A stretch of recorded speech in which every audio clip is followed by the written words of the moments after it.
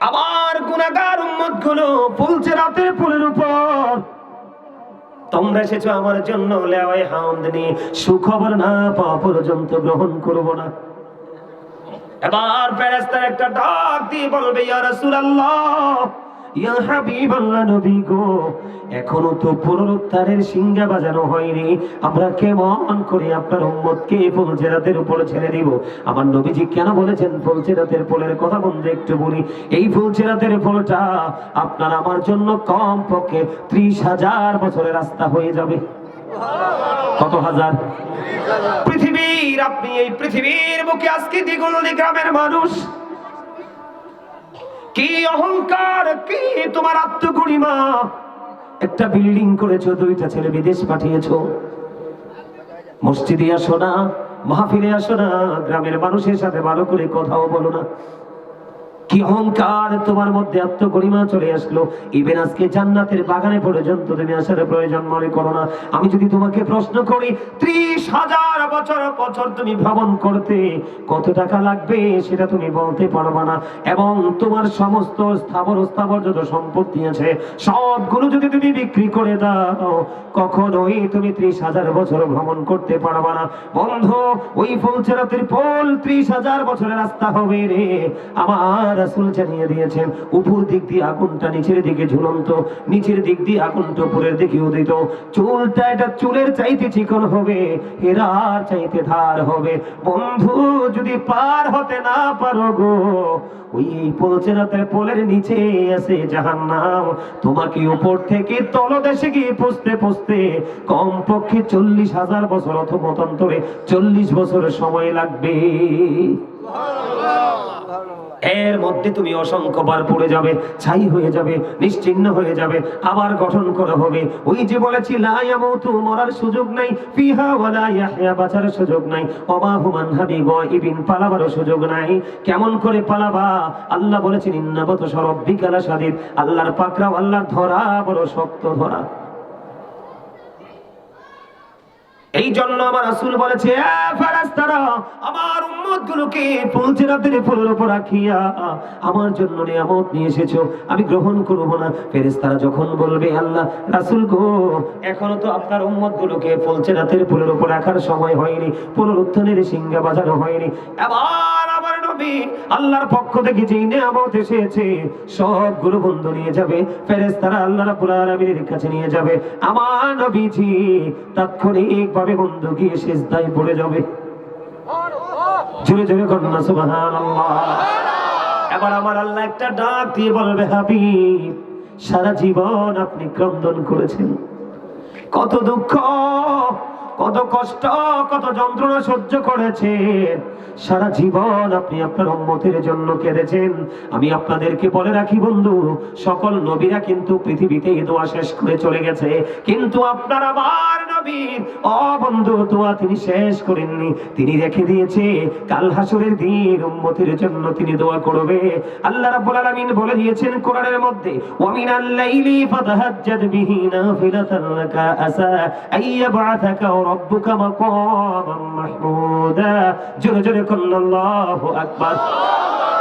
আল্লাহ রাব্বুল আলামিন জানিয়ে দিয়েছে, হাবিব, আমি আপনার জন্য তাহাজ্জুদকে খাস করেছি, রাতের কিছু অংশ যেটাকে মধ্যবর্তী রজনীর ইবাদত বলা হয় বন্ধু, মধ্যবর্তী ইবাদত বলা হয়, রাসূলের জন্য খাস আল্লাহ রাব্বুল আলামিন প্রশংসার জায়গা মাকামে মাহমুদ, যেখানে দাঁড়িয়ে দাঁড়িয়ে আমার নবী প্রশংসা করবে, সেই জায়গা বরাদ্দ করেছে একমাত্র আপনার আমার প্রাণের নবীর জন্য। বলেন না সুবহানাল্লাহ, আরো জোরে বলেন না সুবহানাল্লাহ। আল্লাহ রাব্বুল আলামিন তখন আল্লাহর হাবিবকে ডাক দিবে, হাবিব, আপনি আজকে ক্রন্দন করবেন না, আমি আজকে আপনাকে সন্তুষ্ট করব। জোরে জোরে বলেন না সুবহানাল্লাহ। আল্লাহর হাবিবকে সন্তুষ্ট করবে। আল্লাহ বলেছেন, ওয়ালা সাওফা ইউতিকা রাব্বুকা ফাতারদা। জোরে জোরে বলেন আল্লাহু আকবার। সন্তুষ্টিটা কেমন করে হবে বন্ধু? যদি রাসূলকে ভালোবাসতে পারেন। এক্সাম্পল স্বরূপ আমি আপনাকে বলে দেই, আপনি যদি আল্লাহর দিদার প্রাপ্ত বান্দা হতে হয় তাহলে আপনার গুনাহ থেকে মুক্তি পেতে হবে। কথা বলেন না কেন? গুনাহ থেকে মুক্তি পেতে হবে কি হবে না? হাদিস শরীফের মধ্যে এসেছে, আমার দিকে তাকান, কেউ যদি মদিনার কামলেওয়ালার সাথে প্রেমের ডুরি লাগাইয়া প্রত্যেকটা চুমার দিয়ে যদি মাত্র 80 বার যদি দরুদ পড়তে পারে, কতবার? যদি মাত্র 80 বার যদি দরুদ পড়তে পারে রে, আমার রাসূল জানিয়ে দিয়েছে তার 80 বছরের সগীরা গুনাহ আমার আল্লাহ মাফ করে দিবে। বন্ধু, হযরত আনাস রাদিয়াল্লাহু তাআলা আনহু থেকে হাদিস কানা বর্ণিত, হাদিসের রাবী হলেন হযরত আনাস রাদিয়াল্লাহু তাআলা আনহু।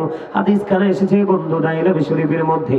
আপনার আমার প্রাণের নবী তিনি জানিয়ে দিয়েছেন, পৃথিবীর বুকে আল্লাহর হাবিবের প্রেমিক আশিকেরা, নারী হোক পুরুষ হোক, বুড়া হোক জওয়ান হোক, বৃদ্ধ হোক বা বৃদ্ধা হোক, কেউ যদি নবীকে মহব্বত করে প্রতিদিন, খেয়াল করবেন, প্রতিদিন নবীকে ভালোবাসিয়া যদি 1000 বার যদি দরুদ পড়তে পারে রে, আমার নবীজি বলেছেন জান্নাত না দেখা পর্যন্ত তার মরণ হবে না।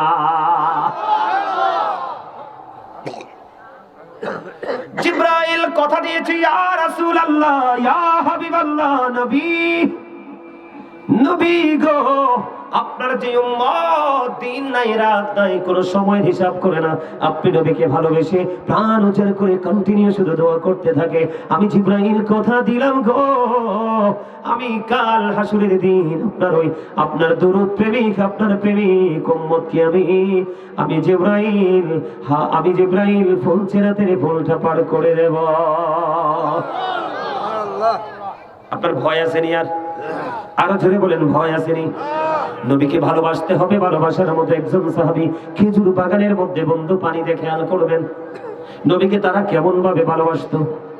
এই জন্য বন্ধু একজন সাহাবী যে ঘোড়া ব্যবহার করেছে, এই ঘোড়ার খুরার নিচের 3 আঙ্গুলের একটা চিমটি মাটি যদি একটা পাল্লায় তোলা হয় রে, ওই বড় পীর আব্দুল কাদের জিলানী আল গিলানী গাউসে পাক রাদিয়াল্লাহু তাআলা আনহু থেকে ধরে কিয়ামত পর্যন্ত পৃথিবীর বুকে যত আল্লাহর ওলি পয়দা হবে, সবগুলোকে যদি একটা পাল্লায় তুলে দেওয়া হয়, সাহাবায়ে কেরামের ঘোড়ার খুরার নিচের 3 আঙ্গুলের একটা চিমটি মাটি যদি একটা পাল্লায় রাখা হয়, ওই সাহাবীদের ঘোড়ার খুরার নিচের 3 আঙ্গুলের এক চিমটি মাটির ওজন বাড়ি হবে। কেন গো, কেন গো? এটার কারণ হলো বন্ধু, সাহাবীরা নবীকে চরম চক্ষু দ্বারা দেখেছে, অন্তর চক্ষু দ্বারা দেখেছে, মনে প্রাণে বিশ্বাস করেছে, সমস্ত জীবনের শ্রম বিসর্জন দিয়েছে, নবীর জন্য বন্ধু দৌলত কুরবানি করে দিয়েছে। ও বন্ধু, সাহাবীদের জীবন ইতিহাস পড়লে অবাক হয়ে যাবেন আপনারা। বন্ধুরে আমার, সম্ভবত খন্দক যুদ্ধের পূর্বে নবীজি বললেন তোমরা কিছু দান করো। ওমরের মনের মধ্যে একটা বন্ধু একটা হিংস্রতা কাজ করতেছে। কেমন হিংস্রতা? প্রেমের। ওমর ডেকে ডেকে বলে, মনে মনে চিন্তা করে, আমার জীবনে আমি কোনোদিন আমার আবু বকরকে হারাতে পারিনি। আজকে নবীজি বলেছে সম্পদ দৌলত ব্যয় করার জন্য আমার কাছে মোটামুটি দৌলত আছে, আমি খরচ করে দিব। ওমর মনে মনে চিন্তা করে, আমার কাছে যে পরিমাণ দৌলত আছে এগুলো আমি কি করব? খরচ করে ফেলবো। আবু বকরকে আজকে আমি হারিয়ে দিব। প্রেমের কম্পিটিশন কিসের? নবীজিকে রাজি করার, নবীজিকে ভালোবাসার কম্পিটিশন। এবার বন্ধু নবীজির কথা মতো হযরত ওমর তার সম্পদ নিয়ে আসলো। এবার আমার নবীজি বলল, ওমর তুমি তোমার ফ্যামিলির জন্য কি রেখে এসেছো? ইয়া রাসূলুল্লাহ, ইয়া হাবিবাল্লাহ, নবী গো, আমি আমার ফ্যামিলির জন্য আমি আমার ফ্যামিলির জন্য অর্ধেক রেখে এসেছি, আর আপনার জন্য অর্ধেক নিয়ে এসেছি। এবার আবু বকরকে বললেন, আবু বকর রে, তুমি তোমার ফ্যামিলির জন্য কি রেখে এসেছো? ইয়া রাসূলুল্লাহ, ইয়া হাবিবাল্লাহ, নবী গো, আমার সম্পদ যা ছিল সব নিয়ে এসেছি। আমি তোমার ফ্যামিলির জন্য কি রেখে এসেছো? এবার হযরত আবু বকর একটা ডাক দিয়ে বলে, ইয়া রাসূলুল্লাহ, আমি আমার ফ্যামিলির জন্য আল্লাহ এবং আল্লাহর হাবিবকে রেখে এসেছি। ওমর এবার একটুখানি বন্ধু মনটা খারাপ হয়ে গেল রে। আমার মনে হয় জীবনে কোনোদিন আমি আবু বকরকে হারাতে পারবো না। ওমরের জীবনে আকাশের চাঁদ, আকাশের তারার চাইতে বেশি আমল ছিল। ও বন্ধু, আমার নবীর এমন প্রেম ছিল আবু বকরের সিনায়। তুনার একটা রাত, ওই যে হিজরতের রাত্রের কিছু সময়ের প্রেম বন্ধু একটা পাল্লায় যদি তুলে দেওয়া হয়, ওমরের সমস্ত জীবনের আমল যদি এক পাল্লায় তোলা হয়, আবু বকরের এক মুহূর্তের প্রেমের পাল্লাটা বাড়ি হয়ে যাবে। এই জন্য বলি বন্ধু, আমি আবু বকর, ওমর, হযরত আলী, উসমানের জীবনীতে যাই না, আমি সাহাবীর কথাটা এই মুহূর্তে বন্ধু আমার মনে পড়তেছে না। একজন সাহাবী, তিনি খেজুর বাগানে কাজ করতেছেন, খেজুর বাগানের পরিচর্যা করতেছেন। ঠিক এমন সময় ওনার ওই সাহাবীর ছেলে দেখে এসে বললেন, ইয়া রাসূলুল্লাহ, ইয়া বাবাকে ডেকে ডেকে বললেন, বাবা গো, ও বাবা, আমার প্রাণের নবী পৃথিবী ছেড়ে চলে গেছে। এবার ওই সাহাবী খেজুর বাগানে কর্মরত অবস্থায় আল্লাহ রাব্বুল আলামিনকে একটা ডাক দিয়ে বললেন, আল্লাহ, আল্লাহ গো, আমি শুনেছি আমার প্রাণের নবী নাকি পৃথিবী থেকে চিরতরে বিদায় হয়ে গেছে। মালিক, মালিক রে, যদি সত্যি আমার নবী পৃথিবী থেকে চলে যায়, তুমি আমার চক্ষু দুইটা বন্ধ করে দাও। আমি কোনোদিন যেই চোখ দিয়ে আমি আমার প্রাণের নবীকে দেখতে পারবো না, যেই চক্ষু দিয়ে আমি আমার কলিজার টুকরা শাফায়াতের কান্ডারি রাহমাতাল লিল আলামিন ইমামুল মুরসালিন নবীকে আমি দেখতে পারবো না, এই চক্ষু দিয়ে পৃথিবীর কোনো কিছু আমি দেখতে চাই না। আল্লাহি ওয়াল্লাহি, আল্লাহর কসম করে বলছি বন্ধু, হাদিস শরীফটা আমি কতবার পড়েছি, শুধু আর নিজে নিজে ভাবতে শিখলাম আমরাও তো নবীর উম্মত। এখন নবীর জন্য চোখ কানা করতে হবে না, হাত কেটে দিতে হবে না, শুধুমাত্র নবীর আদর্শটাকে অন্তরে ধারণ করব, বাস্তবে লালন করে বাস্তবায়ন করব। এটাই আমরা করতে পারি না। আমরা কেমন করে নবীর প্রেমিক হই বন্ধু? আল্লাহর কাছে দোয়া করতে দেরি রে, সঙ্গে সঙ্গে সাহাবীর চক্ষু দুইটা অন্ধ হয়ে গেছে।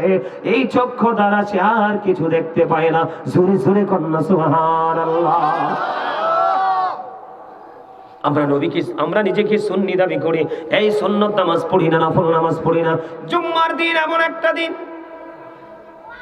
যেই ব্যক্তি জুমার দিন সবার আগে মসজিদে যাবে, সবার পরে মসজিদ থেকে বের হয়ে আসবে, আমার রাসূল জানিয়ে দিয়েছে, যেই ব্যক্তি জুমার দিনে সবার আগে মসজিদে যাবে, সবার পরে যিনি মসজিদ থেকে বের হবে, মসজিদ থেকে বাড়ি যাইতে যতগুলো কদম লাগবে রে, আমার নবীজি জানিয়ে দিয়েছেন, প্রত্যেকটা কদমে কদমে আলাদা আলাদা করে 1 বছরের নফল ইবাদতের সওয়াব দেওয়া হবে।